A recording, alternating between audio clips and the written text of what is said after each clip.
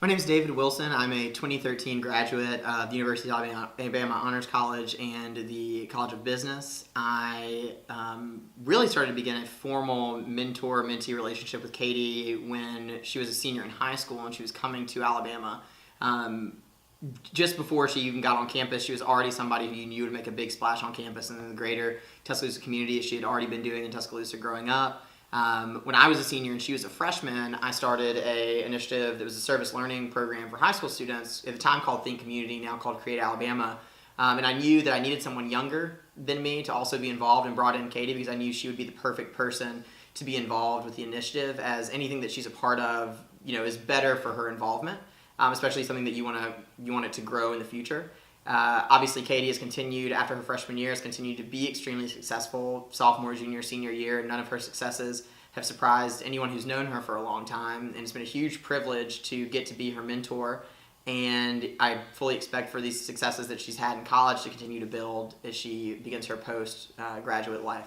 I'm so excited. I have so much I want to say and not enough time, so we're going to go ahead and dive in. Also, I'm naturally a fast talker. I'm going to try to slow down, but I'm going to go ahead and buckle up because we're going full steam ahead. So just a little bit about myself. I'm currently applying to law school, so I feel like my whole entire life is being reduced to a resume. So when people ask, tell me about yourself, I'm like, my resume. So this is kind of a professional look at me. I've been involved on campus, I've gotten some honors, but I feel like this doesn't really say anything about me. It's so boring. I wish that I could send, a resume to law school so who I really am. So I couldn't do that for law schools, but I can do that for y'all. So I'm going to embarrass myself by putting my personal resume up here, but this is a little bit about me. We got a shout out to Serial. Any Serial listeners in here? Woo! All right, yeah, and Non's definitely guilty, but not enough evidence to convict him. So anyways, I just think this information is so much more vital to who I am, and I wish people could see that. But kind of, if you think about it, we laid out a lot of important stuff on our resumes, and included in that is mentors. They don't get a lot of the credit they deserve, and I wish that I could shout out, to who my mentors are, but I'm here instead. So let's go ahead and dive right in. So why am I here today? Over spring break, I read a book called Outliers by Malcolm Gladwell. I'm sure many of you have read it, but in the book, he talks about stories of success, and one of the things that he focuses on is that genius does not determine success. In fact, what determines success is the opportunities and advantages that you have in your life. And so he gives us two kind of extreme examples. The first one being Bill Gates. Everyone knows who Bill Gates is. Started Microsoft. He's worth $50 billion US. And Gladwell argues that Bill Gates is, obviously he's a genius, but he's not successful because he is a genius. He's successful because of the exact time period he was born in, the prep school he went to in high school, the PTA that was at his high school, his mentors at the University of Washington who eventually encouraged and inspired him to start Microsoft. It was those kind of in succession. They all depended on each other, and not just his sole, intellect. However, the other side of the story is Christopher Langan. Chances are you probably haven't heard this name before unless you like watching game shows. Christopher Langan was a contestant on 1 vs. 100, which is kind of a spin-off of Who Wants to Be a Millionaire. Christopher Langan is a genius. They once tried to do an IQ test on him, and they couldn't even come up with a number for him because he was so incredibly smart. However, unlike Bill Gates, Christopher Langan grew up in a very poor community, very poor family. He went to an underfunded school with teachers who didn't really care about his education. He ended up going to a small college in Oregon where he eventually failed out because teachers weren't understanding of his work schedule, and the administration was not understanding of his financial hardships. And so I was kind of thinking about that, and I was like, what are my opportunities and what are my advantages that I've had that kind of make me a successful person? And to me, that's mentoring. And that's why I believe that mentoring is so crucial to success, especially for college students. So I know we hear mentoring a lot, and we think about it kind of like a buzzword. You hear it in a Forbes article or on BuzzFeed. Oh, you need a mentor, you need a mentor. However, mentoring, this is nothing new. They've been doing this for centuries. So let's go ahead and look at the history of mentoring. Actually, 8th century BC, Homer wrote the Odyssey. And in the Odyssey, Odysseus leaves his son Telemachus with a man named Mentor. And Mentor actually guides Telemachus through his life, mentors him, teaches him. Moving on, biblical examples. The Bible is all about Jesus and his disciples, and that's mentoring right there. Moving on to the kind of pre-industrial revolution, if you were born into royalty, chances are the king would train his son to be prince and take over the kingdom. If you were non-royalty, you would probably start around the age of 10, kind of shadow a craftsman, shadow them for maybe 10 years, and then take over for them once you turn 21 and become your own apprentice or run your own family business.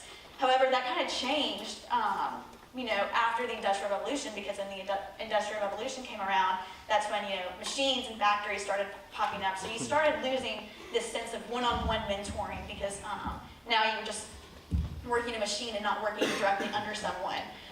So that kind of set the tone for a while up until the 1990s recession, when a lot of companies were forced to make a lot of budget cuts, and one of the first things to go was training programs. So instead of having an elaborate training program, companies just, if you were newly hired, you would be assigned to an employee who had been in that company for a while. And so that kind of brought mentoring back into what we're hearing it today as, mentoring is crucial to success. And so with modern mentoring, I think it's so funny for millennials because we've kind of shaped our generation in an interesting way. So in the past, mentoring was kind of one-on-one. However, millennials, we love a team approach. And so we don't like having one mentor. That's too restrictive. So we like having a large, broad, selection of people that we can go to depending on the scenario. And mentoring can be anything from a formal meeting in an office to golfing or networking dinners, anything of the sort. However, when I was doing my research and looking for the history, one question kind of popped up to me, and that was, where are all the women? So I couldn't find really any mention of history, in history, of women mentoring women. And so I kind of did more research, and it actually makes no sense. Because for the past 50 years, more women have been graduating from college than men.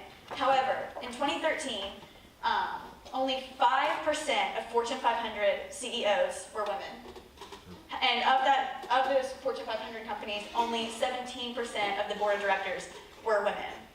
In addition to that, the Columbia Business School did a study where they found that if there was a company that had a woman in a top leadership position, the chances that another woman would be in another top leadership position as well were lower. What? That makes no sense. The statistics don't line up. I just, I was so confused because, it's just, what's going on? Where is the disconnect that we're seeing here? And so, upon further thinking, it's actually 100% natural. So when I was talking about, the timeline and the history of mentoring, we were talking about kings training princes and, having craftsmen and, going to work. What were women doing that entire time? They were nurturing their family, they were protecting their family, they were providing for their family. And so women's main, natural characteristics are caring and providing safety for the people that they love the most. And so, of course, when women are put in this hostile work environment where, their jobs are being threatened by, gender discrimination or what have you, it's very natural for women to feel protective of their job and do their best and focus on themselves and not focus on really anyone else. However, it needs to change. Like I said, there's some things out of our control, but we do have something in our control, and we can help other women. So that's kind of what one of my big facets of my talk is women mentoring. And so a lot of my research comes from Lean In by Sheryl Sandberg. Raise a hand who's read it. Lots of people. If you haven't, I strongly encourage you to. But Sheryl Sandberg is great. She talks about how women are already at a disadvantage even before they enter the workplace. There's this thing called the imposter syndrome where, if a man fails, he looks for external reasons to blame his failure. So, if a man leaves a test and it's really hard, he says, oh, that professor's just really hard. He just made that hard on purpose. However, if a woman leaves a test and feels like she didn't do well, she says, oh, I didn't study enough. I'm not smart enough. And so that's kind of a symptom that's kind of plaguing successful women is we keep on wanting to blame ourselves. And then once you get in the workplace, it's still a battle. Whether it's salary negotiation, maternity leave, or sexual harassment, it just doesn't get any easier for women. However, the good news is we can turn those natural tendencies that I talked about earlier into a positive and start caring for women as a whole and not women just one woman right here. And what I mean by that is it's a ripple effect. So when one woman mentors another woman, they're saying, hey, I see potential in you. Here's my experience with this. I hope I can help you out with this. That woman is then going to rise, hopefully, to a leadership position. And that woman is going to mentor another woman, and so on and so on. And hopefully that number of Fortune 500 CEOs will rise, I guarantee it. So why should you pursue a mentor-mentee relationship? I feel like we focus a lot on the mentee. Mentees gain a lot out of it. They get a lot of wisdom and advice, but there's a lot of people that kind of are super confident in themselves and they think, I can do this myself. I think that's probably the biggest reason why you should pursue a mentor-mentee relationship is sooner or later you're going to realize that you don't have all the answers. It'd be super nice for you to, and I know you want to be super confident in yourself and figure things out by yourself, but you don't have the answers and you certainly don't have the experience. But also I feel like, we focus a little on the mentee, but there's a lot of rewards for the mentor. And I think I have a pretty good story to kind of sum that up. So back in the fall, one of my mentors came up to me and suggested that I apply for this award. And I kind of told them, like, I don't know, like, I'm not really feeling it. And she was like, no, I certainly 100% believe in you. Just give it a try. You never know unless you try. And so she wrote a letter of recommendation for me. I was really happy that she could do that. And I actually ended up winning the award. So this is me when I won the Sullivan Award back in February. I was really happy, smile on my face, just really excited to be there. However, one of my friends, who I consider my mentee, but I think she mentors me more than I mentor her, we've been friends for a while, and she came up to me early in her semester and she told me that she wanted to run for SGA president. And so for 2 months, it feels like I spent, all my free time dedicated to helping her with her campaign. And I put so much of my time, I invested so much in her. And this is my face. She won the campaign. So you always hear that story, it's better to give than it is to receive. And I feel like that's how it definitely applies in the mentor-mentee relationship. The mentor gets a lot out of it. So kind of let's think big picture. So Harvard Business School study, there's a study that shows that there's a correlation between having a mentor and a higher salary. How cool is that? Also, universities are starting mentoring programs, whether they're professor-based or student-based, to increase retention rates because these types of mentoring programs can increase retention rates at their universities. And also, other studies have shown that having a mentor or just someone to talk to in general can lead to a higher career satisfaction. So how can you get the most out of mentoring? We'll go through some quick bullet points really quick just so you can take full grasp of your mentoring experience.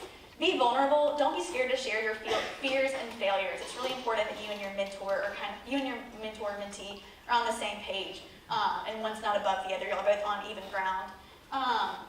Find commonalities. Find someone in your major. Find someone with your career path. Find something similar in common rather than, oh, she's successful, I want to be her.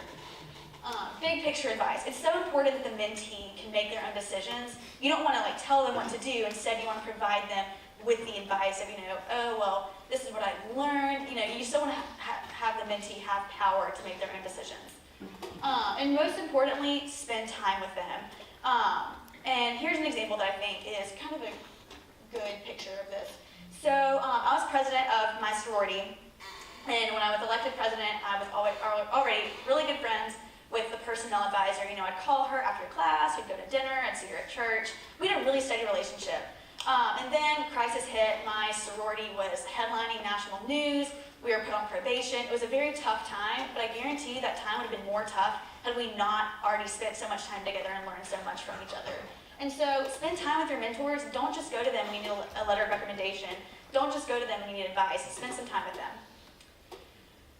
So what now? You have all this information. You've heard all these great speakers. What do you do with this? And if I could encourage you to do anything, and I'm a senior, so I'm kind of sentimental, so give me that. But you are here at the most incredible campus with 38,000 unique individuals and professors that are so ready to invest in you. You have 4 years here. Don't waste them. Your mentor or your mentee is out there, so go find them. Thank you.